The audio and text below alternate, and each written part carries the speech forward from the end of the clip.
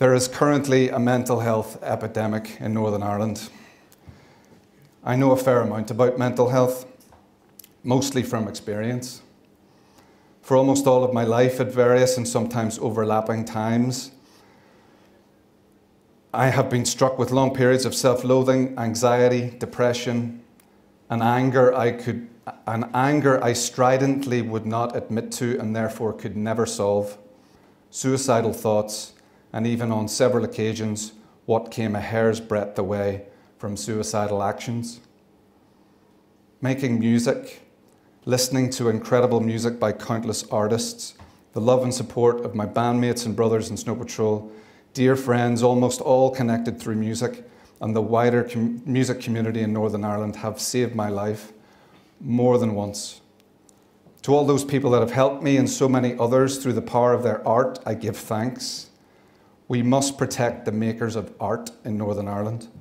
They are the guardians of Northern Ireland's soul, a soul that lives and pulses in the music, the drama, the dance, the art, the written word of this wee place. A simple song, a single song, or a simple song, can save you. I know this because songs have saved me many times. Most recently, this was about 5 years ago, in one of my darkest times, I played the song Pink and White by the truly incomparable Frank Ocean on repeat, maybe 100 times. And it brought me back from the brink, brought a sliver of light back into the world for me, just enough light to keep me here on this plane of existence. Each time I played it, I felt a little less like ending my life until that thudding thought in my head eventually started to evaporate and then flip, and I gradually oriented away from ending and instead towards beginning life again. I say all this in no way to garner sympathy nor to play the world's smallest violin, just to say that I know that place. I'm so familiar with that place. I have fallen into that dark void where there is no light, no joy, and time just falls apart in your hands like wet paper. I say it because I know that so many people know that place too, that dark, impenetrable void, that place where we feel not good enough, or ashamed, or angry, or depressed, or where life itself seems to evaporate. But even though I know that place, I can't know what anyone else is going through. Not entirely. Just like you can't know what I'm going through. Other than right now, I can't seem to shut up about it. As I've already said, we are all human, but the great paradox of the human experience is that, yes, we share our humanity, but we are all entirely separated from one another by our perception. I can't see the world through anyone else's eyes, just as no one can see the world through mine or anyone else's eyes. Our empathy can take us only so far, but it can't take us into someone else's perception. And unless there is some being John Malkovich style machine I don't know about, we will have to make do without knowing. That is why communicating with one another is the best defense against falling into that void, telling each other our stories. It wasn't until I finally started talking about what was going on in my head that things started to shift for me. I know how hard it is to say the first word, to make the first step. But when we do, things start to change. I found a way out of my anger, my self-loathing, my shame, with various things.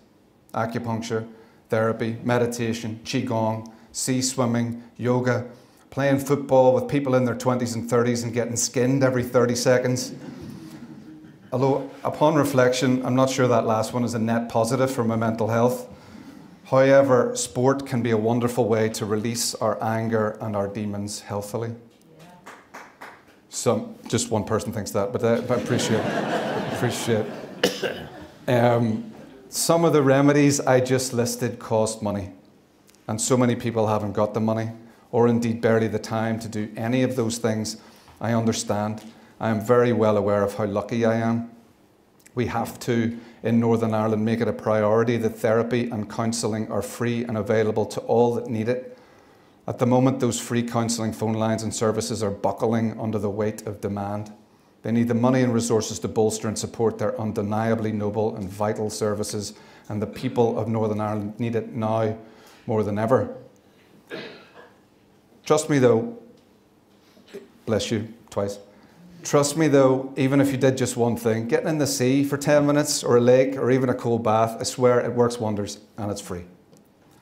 As we become ever more ideologically siloed and the tectonic plates that divide us shift yet further apart with every new political earthquake, we must remember to, whenever possible, leave our judgments of others and their lives, different though they may be to ours, behind us. We cannot see the world through their eyes, through their perception. We are no better or worse than the next person that we meet. We have within us all the ability to be good and bad, great and terrible, frail and majestic, cowardly and heroic. We are not just one thing. We are not just our depression. We are not just our anxiety. We are not just our anger. We are not just our frailty. We are not just one thing. We are made of myriad complexities and contradictions. Anti-communist Russian dissident and Nobel Prize-winning author Alexander Solzhenitsyn once said, "The line separating good and evil passes not through states, nor between classes, nor between political parties, but right through every human heart." So in those moments when that one thing is all we can see, and it has taken a shape that looks very much like anger or hate or self-loathing or depression or anxiety or numbness or just the rigid, death-like, ossifying grip of world input overload.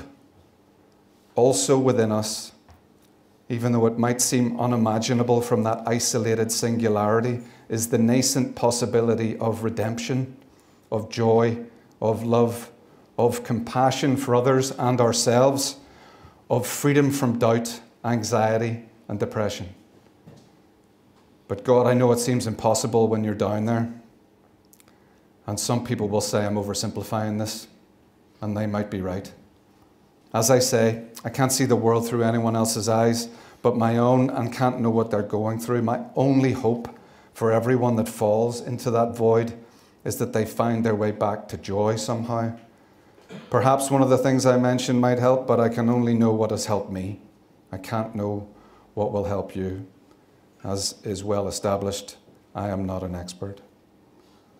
One of the few things I do know, though, is that there are extraordinary people that can help us find ourselves and our joy once again.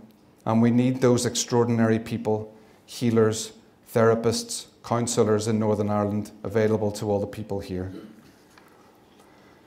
The troubles, though they may be over, still fester in our blood, our bones, our DNA.